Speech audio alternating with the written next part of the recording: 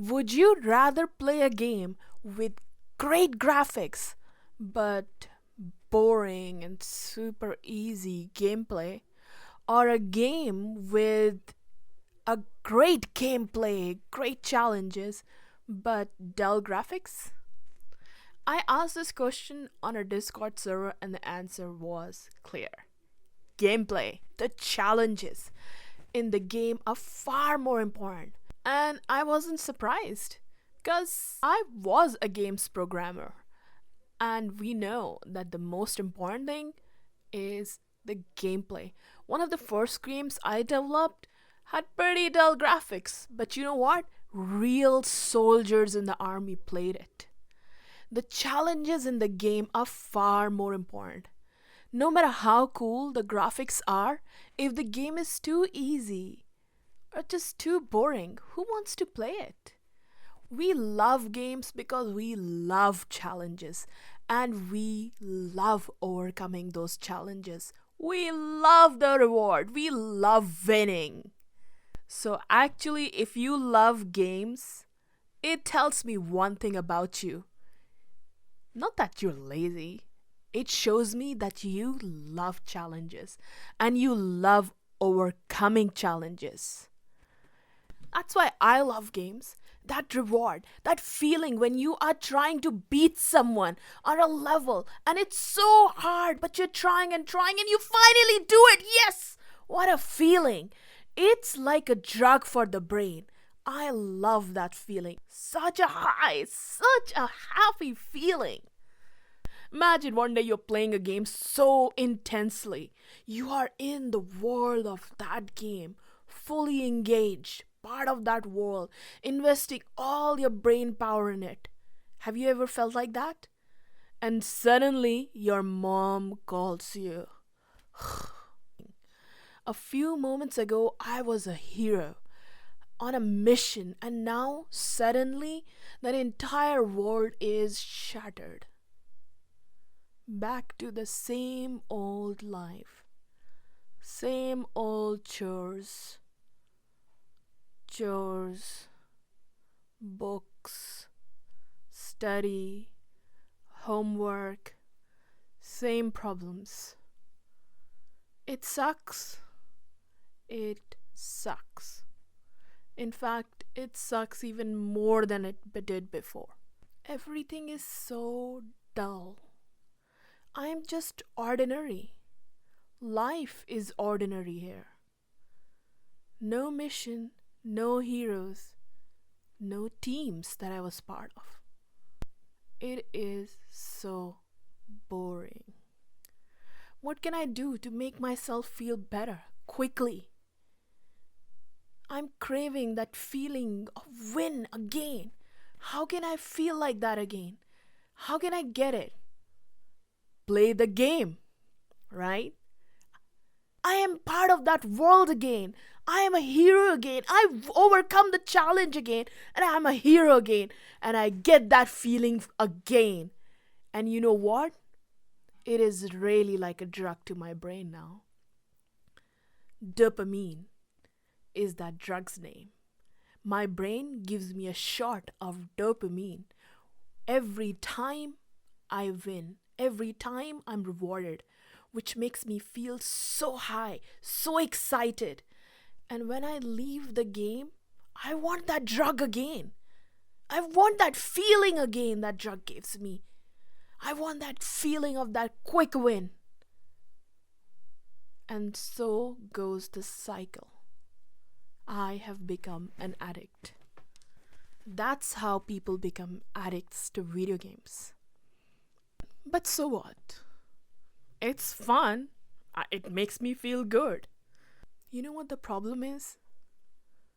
Because in reality, there was no win. There was no success. There was nothing. It's kind of like virtual reality. There seems to be so much success that you feel like you're achieving so much, you're winning so much, you're getting so much. And when you take the glasses off, there's actually nothing there. Nothing. While we were chasing those fake achievements, We missed out on real ones. Or maybe even got into trouble with our parents, making our problems worse. Does it even matter if you're the best in the game or you won that game? Do you think in a year people will be praising you about that achievement?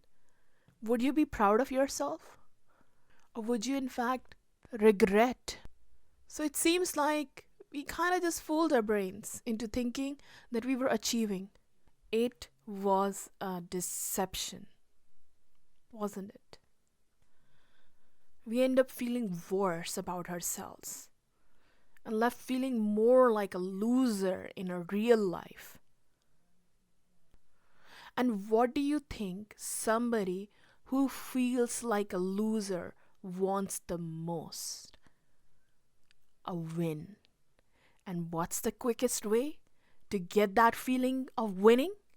Play a game. Quickest way to feel like a hero, to feel like a winner. And so goes the cycle of doom. We get back into that game, back into that world, and forget all about our problems. It's a cycle. And this is why everything else in real life seems way too hard, way too boring than it actually is. Because our brain has gotten used to getting these quick highs, high excitement, too much dopamine too quickly. Anything that doesn't make us happy and excited quickly and constantly is too boring. In fact, if a person keeps on going like this, then that person can start to lose any sense of happiness in anything in real life. Nothing makes them happy. They can't even feel anymore. So what do we do to break this cycle? How about some real achievements, not fake one? How about being a real life hero? How about saving some real lives, solving some real life problems, earning real reward? Like Osama ibn Zayd radiallahu anhu, who was a commander of an army appointed by Prophet Muhammad sallallahu, which even had senior companions of Prophet Muhammad sallallahu, like Umar radiallahu anhu. Under him, he was the leader, a teenage boy. Like Abdullah ibn Malik, who even before he was 16-year old, he was an advisor to his father, the Khalifa. Or like Abdullah, who was not even 13 years old when he became a scholar. And Umar radiallahu anhu, the Khalifa, who used to appoint him to include him in his committee meetings. This 13-year-old. Or like Imam Bukhari, who was only 18 years old when he wrote an incredible history book which was praised by the highest scholars of its time. And if you want to hear some examples from this century, then like my students who raised money for water wells in Afghanistan, in Somalia, giving water to whole villages, children as young as 8 years old, 10 years old, 15 years old, from all over the world, like the rising heroes, which you can be this year too. Last year, Rising Heroes had 4 teams, bully busters, who decided to face the challenge of bullying head on. They worked together, coached by me in the process of designing an impactful project in the real world. They developed a website, videos, khutbas, and a weekly show about bullying where they shared stories and gave others the opportunity to share their experiences, helping so many children around the world who may have been bullied. Bully busters, the real heroes with real achievements, like animal guardians, who took on the mission to save animals from abuse by human beings. Fundraising for animals, wrote in school newspaper, designed their own website. They also planned a really fun challenge and made lots of video tutorials on how to make bird feeders. Alhamdulillah, they have inspired so many children to make bird feeders in their own homes. They also did several informative shows about taking care of animals, what Islam says about animals, inspiring others to be good to animals. Real heroes, real achievements. Like the water team who worked together to raise money for not just one but four water wells together. They also educated people about the importance of water, taught them about ways to save water. These are real life heroes who, in 8 weeks they spent with me in Rising Heroes, faced difficult challenges, but they overcame them and they achieved great results. They learned what it takes to be a real life hero, how to face a real challenge, how to inspire others to change. They learn to be real life problem solvers, not just solving some fake problems in a fake game, leaving you empty later on. They changed lives. They are real heroes, and you can be one too. And now you have the opportunity to be a rising hero. Be part of a team of children from around the world working together to make a difference to real problems, become a real hero. Then join us by telling your parents, nagging them to register you to Rising Heroes.